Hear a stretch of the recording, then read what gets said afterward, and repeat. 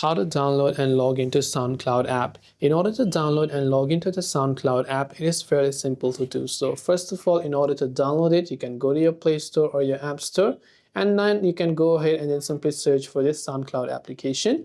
And right here, you'll find the option to install it. If you haven't done so already, make sure to tap the download or the install button to install it. Now, once you've installed it, you can simply launch the SoundCloud app, and this is the interface you'll be able to see. You can either create an account or log into your existing account. Depending upon your choice, if you haven't created an account, tap on create account button to do so. But if you have an account, go to the login tab, where it will redirect you to this page where you can log in with Facebook, Google, Apple ID, or your independent email address and password. So whatever is convenient for you, enter your email and password, then tap the continue button, and you'll be successfully signed into your account. So that way you'll be able to download and log into SoundCloud. Hope this video helped you out. Thanks for watching, and do subscribe for more tips and tutorials such as these.